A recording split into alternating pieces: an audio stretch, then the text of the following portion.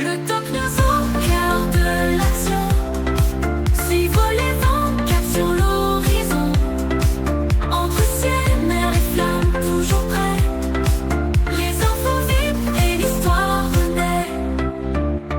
Des innovations qui défient la gravité. Des héros silencieux, des vies à sauver. Entre turbulences et ciel apaisé. Salut à toutes, c'est le Doc News. Pour la news, on est parti sur de la News Airline. Et pour ceux qui l'auraient possiblement vu dans la première vidéo, il y avait Ryanair qui refusait de prendre Starlink sur ses avions. Bah, actuellement, au moment, quelques jours après ce truc-là, je savais que ça allait finir, partir un peu en combat, comme un combat de ring. Bah là, ça part en sucette. Aujourd'hui, on parle d'un affrontement inattendu entre deux géants aux visions totalement opposées. Ryanair, la compagnie aérienne low cost la plus rentable d'Europe, et Elon Musk, patron de SpaceX et du réseau Starlink. Un sujet de clash, et oui, comme le refus catégorique de Ryanair d'équiper ses avions avec le Wi-Fi de Starlink, une décision qui a provoqué une réaction explosive d'Elon Musk allant jusqu'à évoquer sur le ton de la provocation le rachat de la compagnie. Et ouais, ah bah ça c'est vrai que sur Twitter ça a fusé. Alors simple buzz ou un vrai désaccord stratégique? On décrypte tout ça calmement dans cette vidéo. Et oui.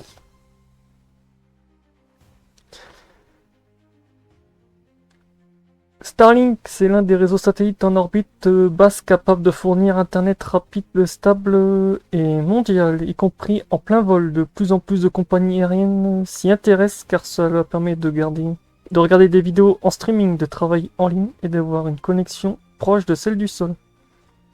De l'autre côté, Ryanair repose sur un modèle ultra optimiste, des vols courts, des avions identiques et une obsession au moindre kilo du moindre euro dépensé. Quand Starlink arrive sur la table, les visions s'entrechoquent. Et oui, qu'on n'a pas les mêmes. Ça finit un peu en ring de boxe où chacun va taper un peu du poing de l'un de l'autre. Et là, ça va finir un peu par être rock'n'roll.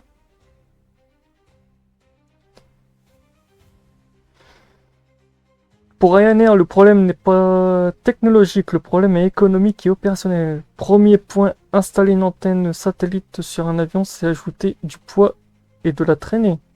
Résultat, une consommation de carburant en hausse sur chaque vol à l'échelle d'une flotte de plusieurs centaines d'avions. Cela représente des centaines de millions d'euros par an. Deuxième point, les vols de Ryanair durent en moyenne moins d'une heure. Pour la compagnie, les passagers ne voient pas forcément l'intérêt de payer du Wi-Fi sur un trajet aussi court. Et troisième point, Ryanair vend avant tout un billet à bas prix, pas une expérience premium. Pour chaque service supplémentaire complique l'exploitation et augmente les coûts. Conclusion pour Ryanair.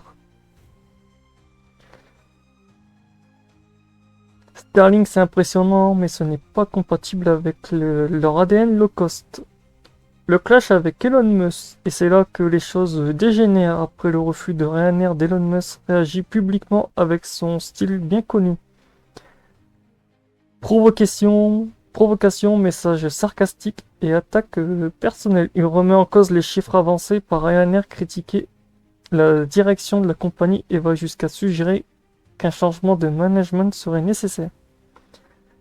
La réponse de Ryanair se fait pas attendre, son patron réplique sans détour avec des mots très durs, qualifiant Elon Musk d'homme très riche mais irresponsable dans ses déclarations. Oh putain la vache. Ça fait un peu le concours de Zizi de celui qui aura le plus gros porte-monnaie dans la main. Ah ça c'est sympa. Ah ça c'est du propre. Puis Musk surenrichit, tiens, encore au poker, attends, moi je te mets ça, après je te enrichis ça, après je te remets ça. Moi, il faut un peu calmer la table de poker, ça commence à briller. Il évoque là, à moitié sérieusement l'idée de racheter Ryanair, ou simplement de remettre de l'ordre. Évidemment, cette hypothèse révèle surtout un coup de communication, mais elle enflamme les réseaux. C'est vrai qu'Elon Musk a largué un peu une petite bombe, en mettant Twitter un peu à chaud. J'avais vu un tweet aussi du PDG de Ryanair qui disait de toute façon sur une année, si je mets pas, si je fais, en gros, si je ne mets pas les antennes Starlink, je gagne déjà 2% d'économie de carburant. Et sur les 2%, ça fait 250 millions d'euros par an. Autant vous dire, sur une flotte de 600 avions, ça fait un peu beaucoup comme blé. Ce clash ne doit pas masquer une réalité. Le Wi-Fi par satellite est en train de devenir un standard, surtout sur les avions long courrier. Pour les compagnies traditionnelles ou premium, la connexion en vol est un argument commercial, un outil de fidélisation et parfois même un critère de choix pour les passagers. Mais Ryanair ne joue pas dans cette catégorie. Son objectif, ce n'est pas de séduire avec les services, mais transporter le plus de passagers possible au prix le plus bas. Bon, deux visions de l'aviation, deux mondes. C'est vrai que là, on est entre deux frontières.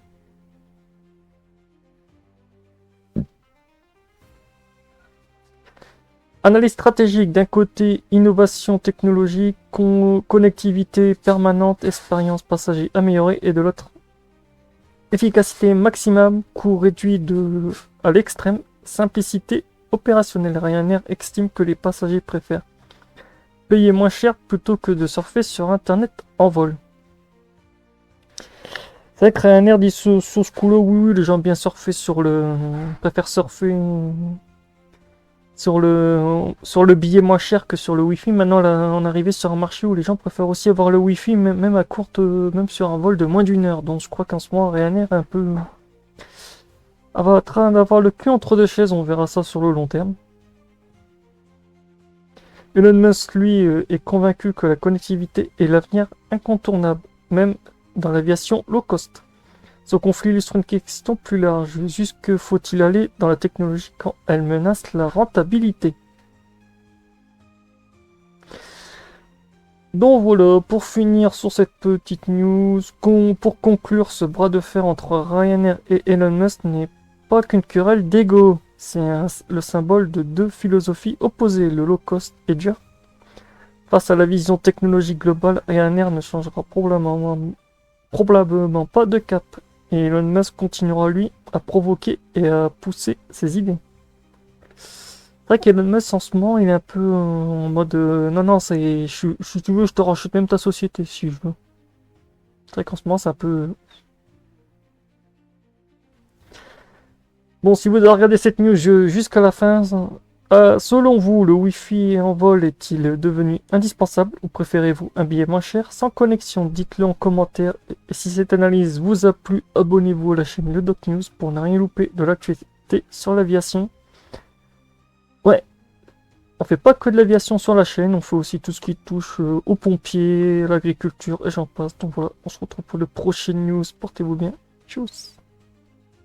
Ces ciels apaisés, chaque détail compte, rien n'est tout